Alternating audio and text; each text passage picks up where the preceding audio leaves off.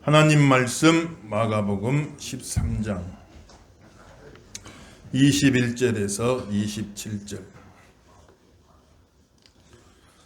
오늘 은혜 받으실 하나님 말씀 마가복음 13장 21절에서 27절 한 구절씩 교독하겠습니다. 그때 어떤 사람이 너희에게 말하되 보라 그리스도가 여기 있다 보라 저기 있다 하여도 믿지 말라.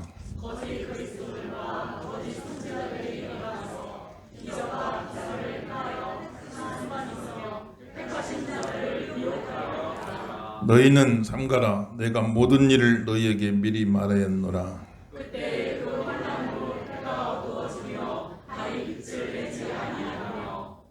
별들이 하늘에서 떨어지며 하늘에 있는 권능들이 흔들리리라.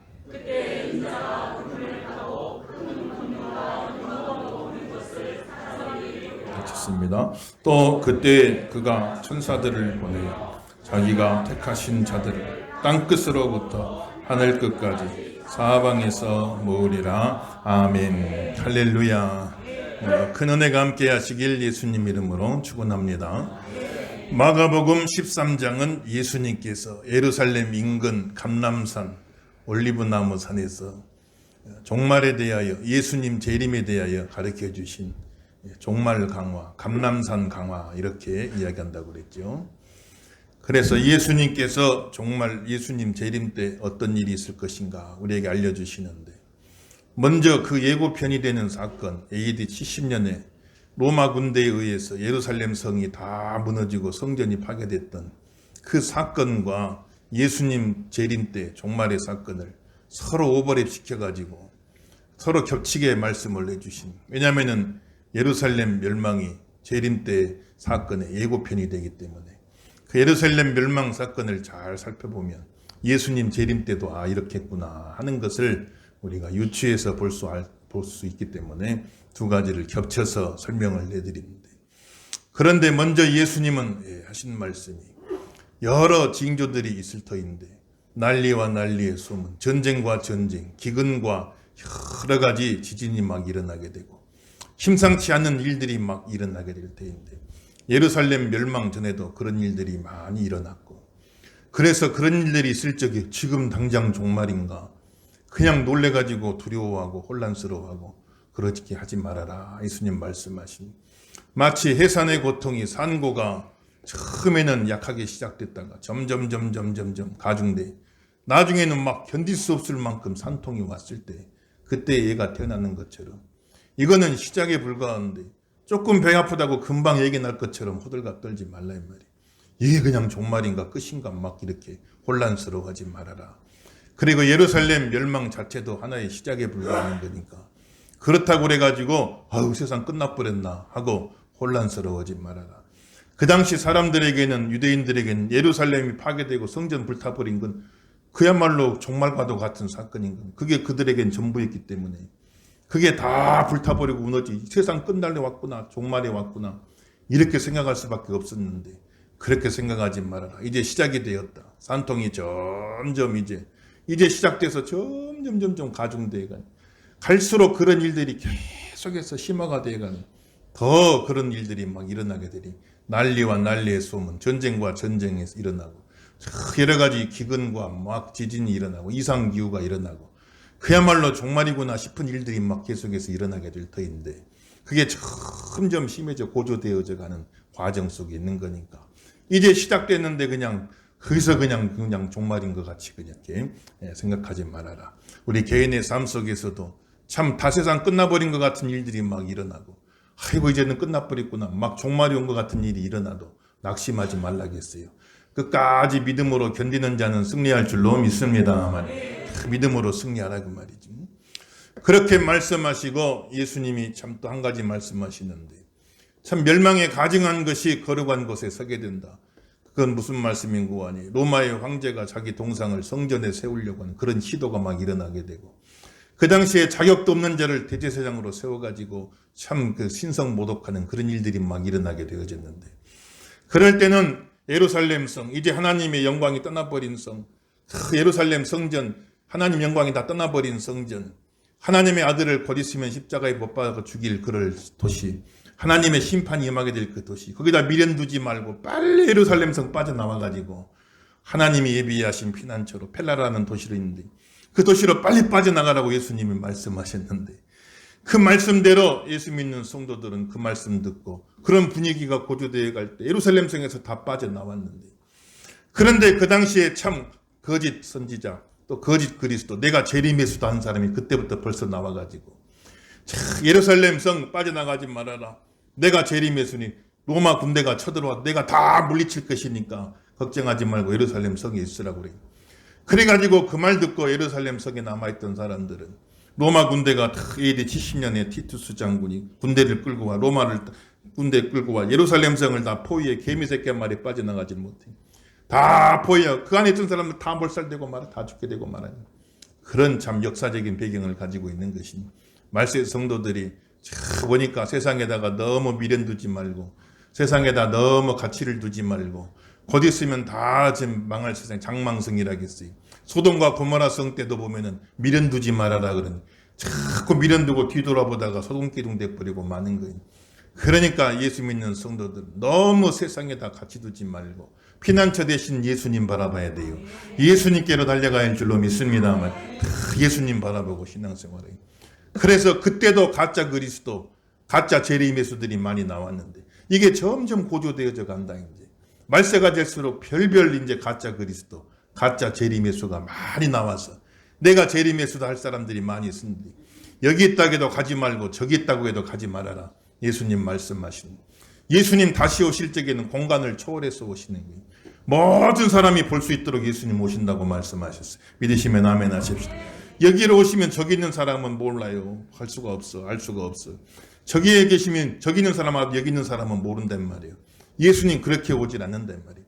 여기 있다 저기 있다 하지 말고 마지막 때 예수님 모든 사람이 알 수 있도록 모든 사람이 볼 수 있도록 그렇게 재림하신다고 하셨으니까 여기 있다 하면 벌써 가짜요. 저기 있다 그러면 벌써 가짜다 이 말이에요. 속지 말아라고 말씀하셨으니 깨어 분별하는 성도가 되길 예수 이름으로 축원합니다. 우리나라에도 참 통일교회는 경기도 청평에 재림예수가 오셨다. 여러분 가다가 청평 쪽에 가다 보면 기가 막히게 지어놨어요. 그냥 궁전들을 막 지어놔요. 미국에 그냥 백악관보다 더 잘 지어놨어요. 그렇게 궁전 지어놨어요. 그래서 경기도 청평에 오셨다. 신천지에서는 경기도 과천에 오셨다. 거기다가 지어놔요. JMS 정명석은 저 충남 금산에 오셨다. 거기도 또 기가 막히게 월명동 잘 지어놨어요. 하나님의 교회 안상홍은 저 전북 장수에 오셨다. 그랬던 성지같이 만데 우리나라는 참 희한한 나라예요. 예수님이 지금 몇 분째 오신지 몰라 지금. 여기 있다고 해도 가지 말고 저기 있다고 해도 가지 말고 여기 있다는 것 자체가 가짜란 말이요. 저기 있다는 것 자체가 가짜란 말이요. 다시 오실 예수님은 여기 있다 저기 있다 할 수가 없어요. 모든 사람이 다 볼 수 있도록 모든 사람이 다 볼 수 있도록 예수님은 오신다고 말씀하셨으니까 깨어 분별하는 성도가 되기를 주의 이름으로 축원합니다. 또 어떤 사람은 야 지구는 둥근데 예수님 오시면은 저쪽 반대쪽 사람은 못 볼 것 아니냐 별 걱정을 다 하는 사람도 계세요. 그런데 요즘 과학기술도 얼마나 발달해 갖고 어느 곳에 오시든지 CNN은 그냥 브레이킹 뉴스 난리 날 겁니다. 유튜브로 그냥 다 생중계가 될 거예요. 난리가 나요. 인간의 기술로도 모든 사람이 다 볼 수 있게 되는데 한 사건을 전 지구상에 있는 모든 사람이 다 보잖아요. 지금은 인간의 기술로도 그런데 그거 걱정하지 말란 말이에요. 모든 사람이 볼 수 있도록 예수님은 오신다고 말씀하셨고 아무도 모르게 올 수가 없어. 여기 있다 그러면 저기 있는 사람은 몰라 오신 거를, 저기 있다 그러면 여기 있는 사람은 몰라 오신 것을. 아무도 모르게 오실 수가 없어요. 마지막 날 예수님 오실 적에는 우주적인 대격변이 일어나니 하늘에 해가 빛을 잃고 달이 빛을 잃고 막 별들이 흔들리고 그래서 옛 하늘과 옛 땅은 다 이제는 갱신돼 가지고 새 하늘과 새 땅이 열린다고 그랬어요. 믿으시면 아멘 하십시오. 대우주적인 격변이 일어나는데 어떻게 그걸 모를 수가 있겠냐고요. 그래서 예수님은 모든 사람이 알고 모든 사람이 볼 수 있도록 그렇게 예수님은 오신다고 약속하고 계시고 참 그래서 예수님 오시는데 우리가 예수님 찾으러 다닐 필요가 없어요. 여기 계신가 저기 계신가 우리가 찾으러 다니는 게 아니에요. 재림 예수님은 우리가 찾으러 다니는 게 아니에요. 여기 계신가 저기 계신가 찾으러 다닐 필요가 없어요. 마지막 때 예수님 다시 오셔가지고 모든 예수 믿는 백성들을 땅끝에서도 하늘끝에서 다 불러 모아주신다고 그랬어요. 우리가 찾으러 다니는 게 아니요, 예수님 우리를 찾아내실 줄로 믿습니다 말이에요. 우리를 다 찾아내셔가지고 그래가지고 참 그걸 어떻게 비유를 할까? 여러분 전기자석, 큰 자석 있잖아요. 막 크레인에 싣고 다니는 거. 이 전기자석이 한번 쫙 지나가면요, 쇳가루는 그리 다 달라붙어요. 다 달라붙어. 쇳가루가 찾아가는 게 아니에요. 전기자석이 지나가면 확 끌어버리니까 쇳가루는 그냥 다 달라붙어 버리. 싹 지나가고 나면은 쇳가루만 싹 구별돼서 달라붙으니, 흙가루는 달라붙지를 못해요. 돌가루는 달라붙지를 못해요. 생긴 건 비슷해도 달라붙지를 못해요. 성분 자체가 다르단 말이에요. 참 믿는 사람이나 안 믿는 사람이나 다 그 사람 같고 그 사람 같지만은 성분 자체가 다르다 이 말이에요, 여러분들. 믿는 사람은 거듭났다고 그랬죠. 거듭났다 그 말은 하나님 우리에게 믿음의 성향을 주신 겁니다. 새로운 성분으로 바뀌어버린 거예요, 여러분들요. 흙가루가 쇳가루 돼버린 거예요. 돌가루가 쇳가루 돼버렸단 말이에요.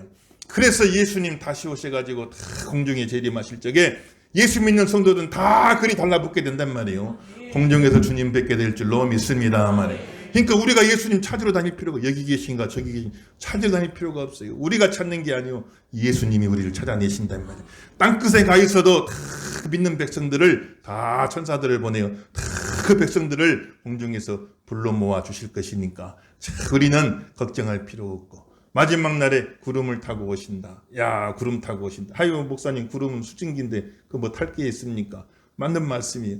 예수님 승천하시고 재림하시고, 이건 중력을 초월한 사건이에요. 중력을 초월한 사건. 뭘 타고 말고 할 게 없어요. 뭐 구름 거 탄다고 타지겠습니까? 예수님 손오공도 아니고 구름 탄다고 타지겠냔 말이에요. 구름 타고 오신다는 것은 뭘 의미하는 겁니까? 영광 중에 오신다 그 말이에요. 영광 중에.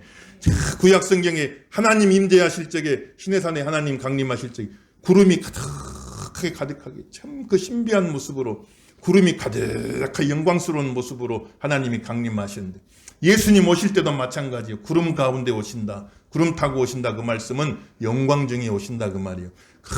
큰 권능과 영광 중에 예수님이 오시고, 믿는 백성들은 다 그분께 믿음 가진 사람은 다 그분께로 빨리 올라가서 공중에서 주님을 다시 뵙게 되는 날이 오게 될 것이니까, 여기 땅에도 속지 말고 저기 땅에도 속지 말고 다시 오실 주님, 영광 중에 다시 오실 그 주님 바라보시고 사모하시는 저와 되기를 예수 이름으로 축원합니다. 그렇게 예수님 오시는데, 그러면 언제 오실까? 언제 오실까? 그것도 가르쳐 줬어요. 우리 28절 33절 한 목소리 읽어보겠어요. 28절 33절 시작. 무화과 나무의 비유를 배우라.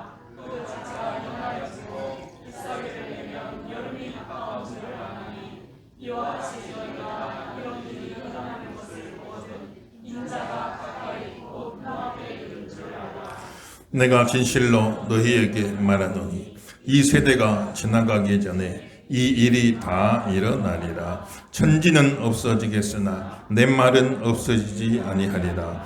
그러나 그 날과 그때는 아무도 모르나니 하늘에 있는 천사들도 아들도 모르고 아버지만 아시느니라. 주의하라, 깨어 있으라. 그때가 언제인지 알지 못함이니라. 아멘. 할렐루야. 그랬어요. 무화과 나무 비유를 봐라. 무화과 나무 가지가 연해지고 잎사귀가 무성해지면 이제 여름이 가까웠구나. 이제 유대 사람들 풍습이 그렇단 말이에요. 무화과 나무 가지가 연해지네. 잎사귀가 막 무성해지네. 이제 여름이 가까웠구나 하는 것을 아는 것처럼 이 모든 일들이 난리와 난리, 전쟁과 전쟁에서 지진과 기근, 막 예루살렘 파괴, 예루살렘 성전 파괴, 막 이런 일들이 막 일어나게 되어지는데, 이런 일이 막 고조되어져 갈 적에 여름이 가까웠구나, 마지막 때가 가까웠구나 하는 것을 짐작하여 알 수 있도록, 그래서 예수님이 참 예루살렘 파괴 사건 때도 이런 모든 징조가 일어나게 되어질 적에 참 이 세대가 다 가기 전에 이 일이 이루어지리라 예수님 말씀하신. 예수님 AD 30년경에 활동하시고 AD 70년에 로마 군대에서 예루살렘 파괴됐으니까 한 세대 가기 전에 그 말씀이 다 이루어진 거다니. 예루살렘 파괴에 대한 말씀은 한 세대 가기 전에 다 이제 이루어졌고, 그것을 보고 어떤 징조가 있더니 예루살렘 성이 파괴됐구나. 그걸 우리가 이제 그 패턴을 알게 된단 말이에요. 그래서 전반적인 모든 이 말세의 징조들이 점점 강화되어져 가는 것을 보고 예수님 다시 오실 날이 멀지 않았구나. 이 전반적인 분위기를 쭉 보고 우리가 알 수 있도록 예수님 말씀하신 이 세대가 가기 전에 내 말한 대로 다 되어지리라 하시더니 진짜 그대로 40년 만에 그 일이 다 이루어지는 거예요. 천지는 다 없어져도 예수님 말씀은 어긋남이 없다고 그랬어요. 믿어지시면 아멘 하십시다. 예수님 하신 약속은 천지가 다 없어져도 그 말씀은 그대로 다 이루어지는 거니까 우리가 그 말씀을 믿을 수가 있다는 겁니다. 사람 약속하는 것은 잘 안 이루어지잖아요. 사람 약속한 건 약속만 해놓고 안 지킬 때가 많은 겁니다. 그런 경우가 참 많잖아요. 결혼할 적에 남자들 하는 소리 절대로 믿으면 안 됩니다, 여러분들. 별걸 다 해줄 것 같이 얘기해. 당신 절대 평생 손에 물 안 묻히게 해줄게. 그 약속 받고 결혼한 사람 많이 있을 거예요.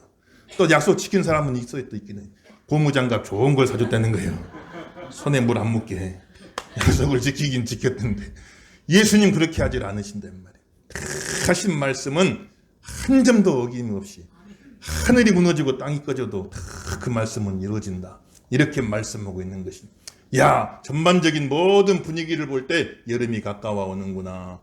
예수님 다시 오실 때가 가까워지는구나 하는 것을 알 수가 있는데 전반적인 분위기는 알려주시지만 재림하신 구체적인 날짜는 알려주질 않으신다는 말씀하셨어요. 그날과 그 시는 아무도 알지 못하고 사람은 아무도 알 수 없고 천사들도 모르고 심지어 아들 예수님 자신도 그건 모른다고 말씀하신. 그럼 예수님 전지한 분이 아닌가? 예수님도 모르는 게 있네. 예수님은 하나님의 아들 하나님이신데 참 예수님도 모르는 게 있구나. 전지한 게 아닌 게 아닌가? 이렇게 말하는 분도 있는데 그것은 또 성질이 다른 거예요.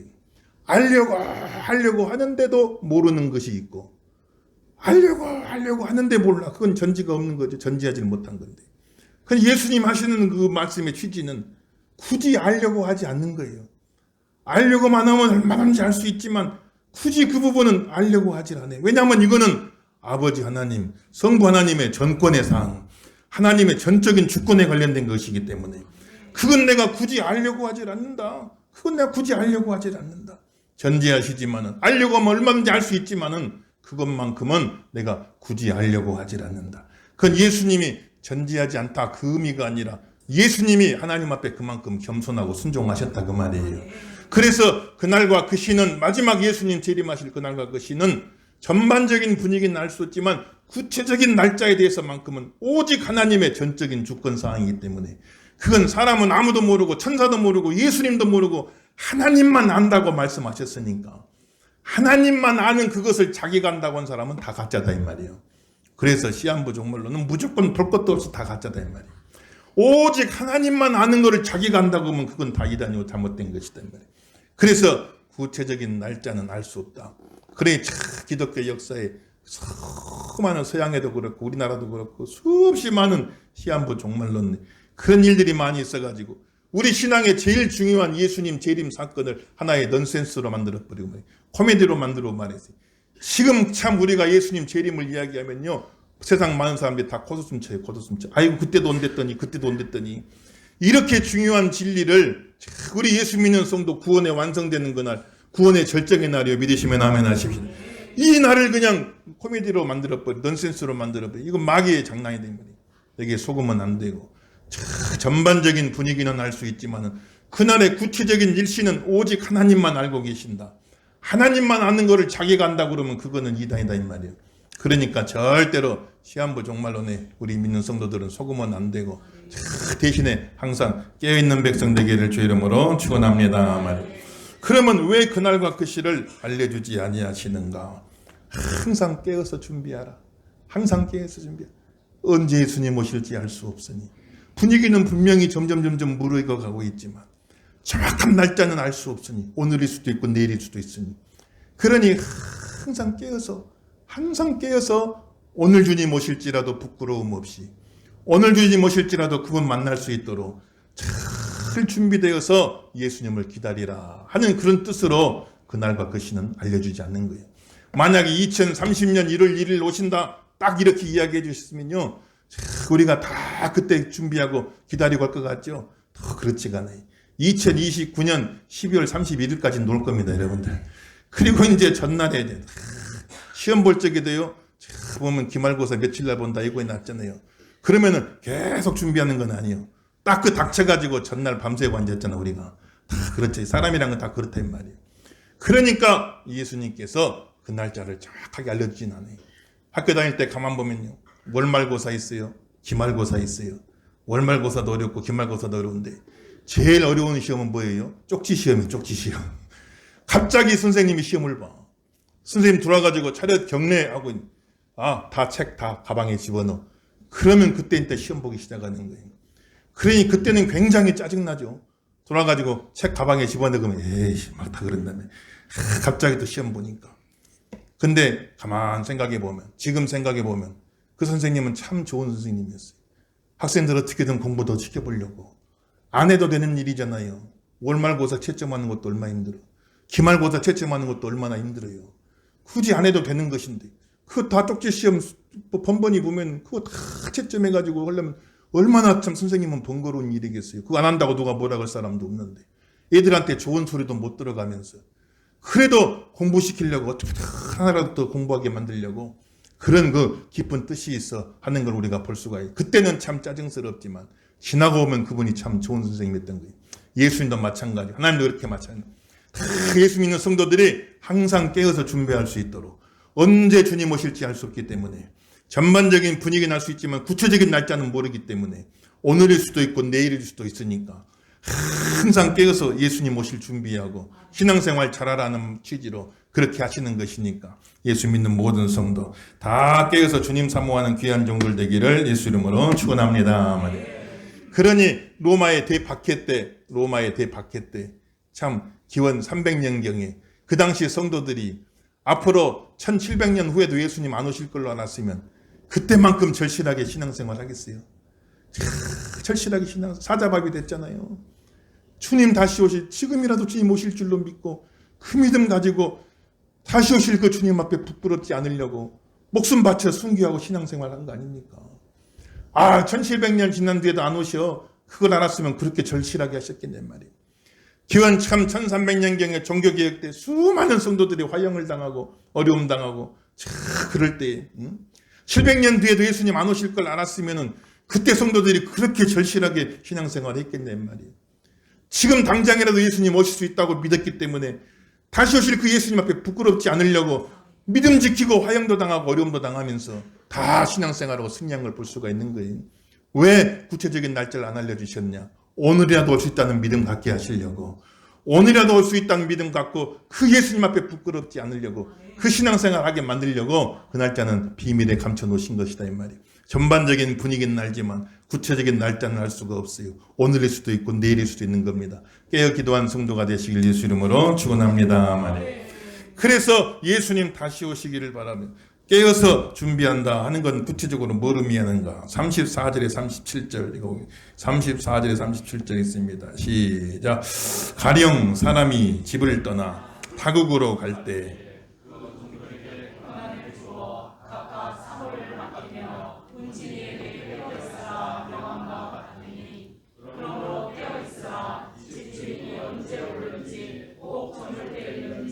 밤중일는지 다굴때일는지 새벽일는지 너희가 알지 못함이라.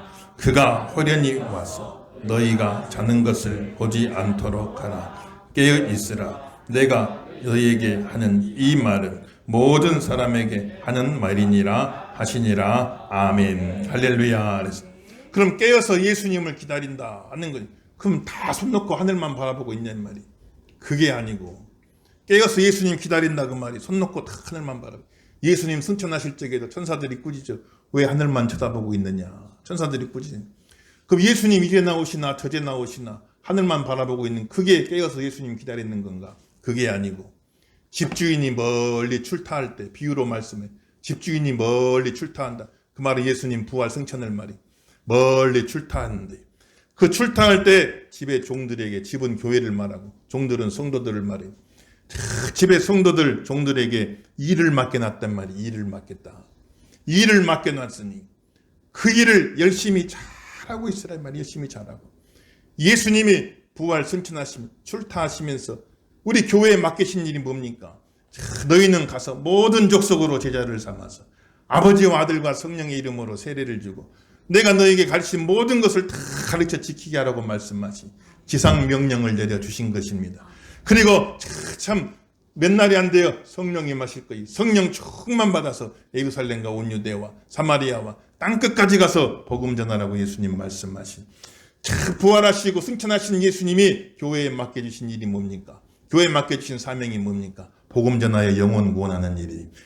이 일 감당하고 있으라. 이 일 감당하고 있으라. 출타했다 그 말은 언젠가 다시 돌아온단 말이에요. 출타했다 그 말은 다시 돌아오는데, 다시 돌아와가지고 보니까 어떤 종들은 다 주인이 맡겨준 일 잘 감당하고 있어요. 잘했다 착하고 충성된 종아, 네가 나를 위해 충성했으니 이제는 예비된 상을 받으라, 이렇게 말씀하시. 주님 다시 오실 때 칭찬받는 종에 칭찬받는 성도가 되길 주 이름으로 축원합니다. 그런데 어떤 종들은 아이고 어제도 안 하고 오늘도 안 하고 이제 안 올려나 보다, 그래가지고 그냥 팍 퍼져가지고 잠이나 자고 있고, 또 다른 성경 보면은 동무들을 불러서 술잔치 불렸다, 잔뜩 술에 취해가지고 그래가고 있을 때 주인이 그때 돌아와서 그 모습을 보면 이 약하고 게으른 종아하고 내쫓아가지고 밖에서 슬피 울며 이를 갈미 쓰리라, 이렇게 책망하시고 심판하신다고 그랬으니까. 그래서 참 주님을 깨어서 기다린다 그 말은 무슨 말이에요?